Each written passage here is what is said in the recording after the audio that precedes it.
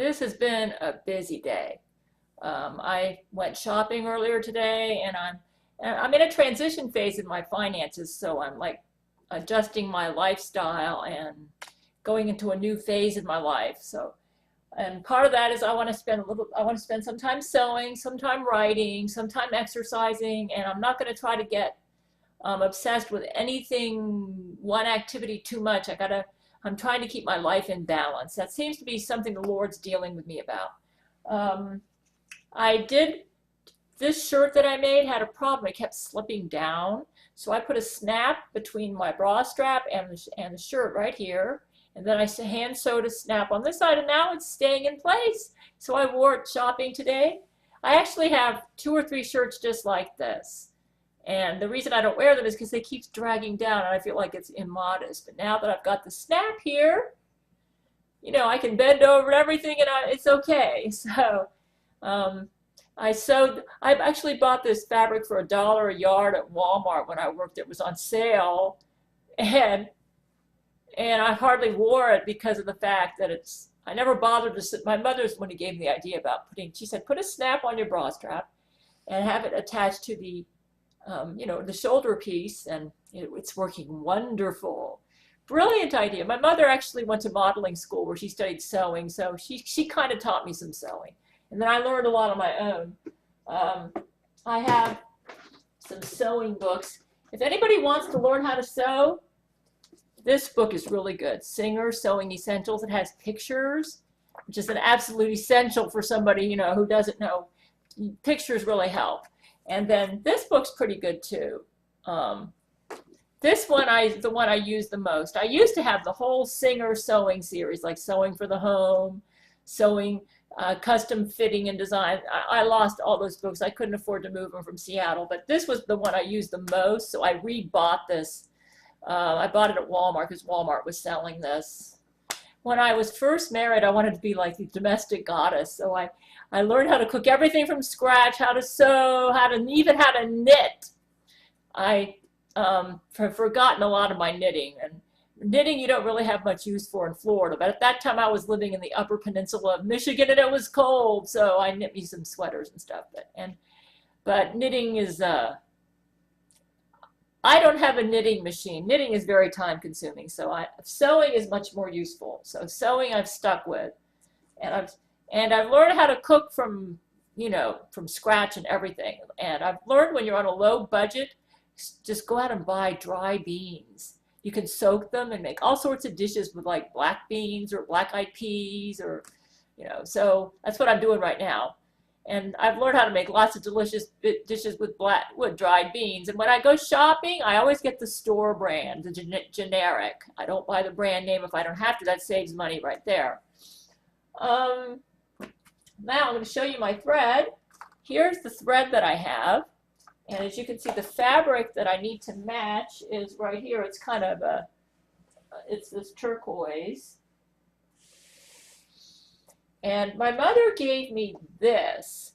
The only problem is it doesn't look like there's enough for a bobbin. I'm afraid that if I put some of this onto a bobbin, here's a bobbin. When a person sews, they have the upper thread spool which goes right here. Then you have the bobbin right down in there, and they both work together to form the thread, to sew. And what I'm going to do is, this is what I've decided I'm going to do. I'm going to put this in the upper and put this kind of the sky blue. It's a close match in the bobbin, and nobody's going to be able to tell the difference. And I think that'll work great for this. So that's what I'm going to do, because I'm really not sure I have enough thread here for a bobbin, so I don't want to risk it. So my mother gave me thread, but it doesn't look like there's a lot on here. So let me go ahead, and we're going to take this off. I don't need navy blue for the project I'm doing right now, so this is going to go off. And then I'm going to thread it with this one right here. What is the thread? Yeah, put that right there.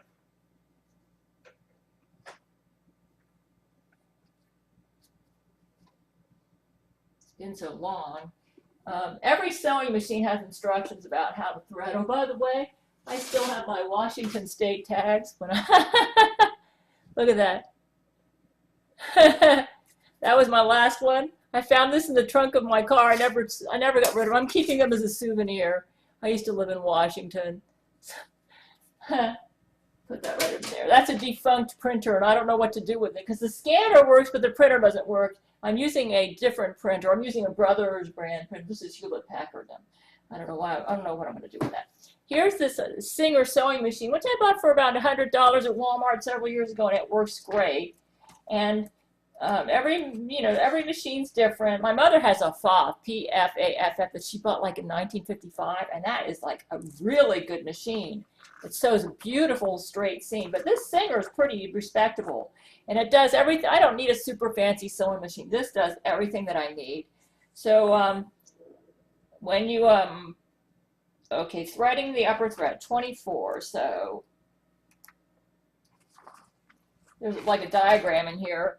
Shows you how to, oops, right there. Shows you how to thread it.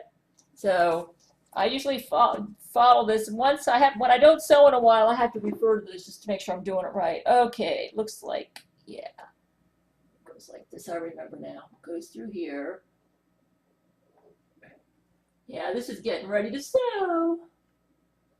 Then it goes down this way. Pull this up. There we go.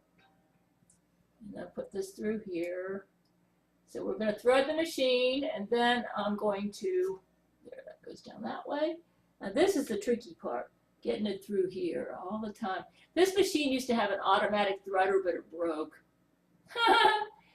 You can still sew, but it's kind of like tricky getting it through here. Anyways, I'm going to finish threading, and then I'm going to put the bobbin. I already have a bobbin wound up. But sometimes you have to wind it, then you stick it over here and you get your bobbin ready. But I already have a bobbin here. That's the bobbin. And I'm going to go ahead and put that. That goes right in there. Let's take the one that's out. I don't want navy blue, so this is coming out. And I'm going to put in, I'm not going to be able to get a whole bunch of sewing done today. It's been so long since I've done this. Anyways, I'm going to get the bobbin ready, get the machine threaded, and get ready to sew. So that's what I'm doing right now. It's always tricky getting it through the eye of this needle here. It's going to be a good aim. Ah, I did it on the first try. That's unusual. And it was nice when the automatic threader worked, but I'm managing. Most sewing machines that oh, now I can't remember how to do the bobbin. I'm pretty sure it went opposites. I think it goes like this. No, like this. Yeah. Okay. And then I remember you hold it like this. You just snap it right in there. And this should be able to, then you, and this should pull the bobbin thread right up. Yeah. Okay. Let's put that back. I put the bobbin in. Now I'm going to do some test runs here, make sure that the machine's working right. It looks kind of weird. I'm not used to having a different color bobbin thread from upper thread, but probably nobody will notice it except me. You know, okay, there's a plain old, there's the straight stitch. That's with the turquoise on one side and the bobbin thread. Oh no, here's the turquoise on this side. You can see that's the perfect color, but then the sky blue on the other side doesn't show that bad either, so I think we can get away with this. That's a pretty good straight stitch. I'm using a size 9 needle because this is a fine fabric. I don't have a big, huge needle selection, but I got what came with the sewing machine. I think I'm going to stick with the size 9. Let me try another stitch for the edging because I need to do some edging. So let me try that next. The first step that I have to do is to finish the long raw edge of self-facing on upper edge front. So that means I have to do some edging. I'm going to experiment with some edging stitches and see which one I like, and then I'm going to go with that. So as you can see from my sewing machine, these are the stitches available for edging. For fine knits, jerseys, neck edges, ribbing, I might try the slant over edge, which means I'm going to have to set the machine like this. So I'm going to experiment with different edges. I might check out the, it's not really a knit. I'm either going to go with that or reverse stretch. I'm going to go with one of these edgings, and then I'm going to experiment and then come to a, and then once I make a choice, I'll let you see me sewing the edging.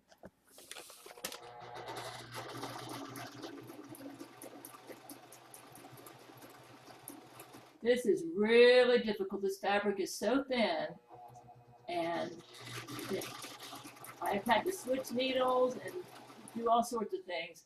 This is the best I can get with this. Very difficult. It keeps jamming on me too. Probably need a sharper needle, but I'm going to do the best I can with this.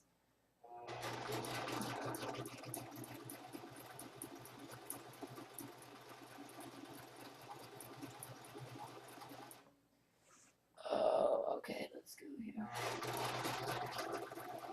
I'm finishing the edge of the,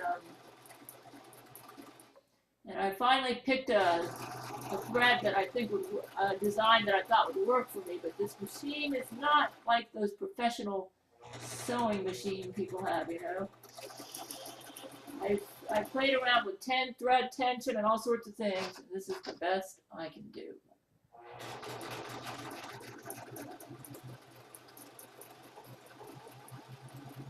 Everything else I tried to do, the machine jams on me.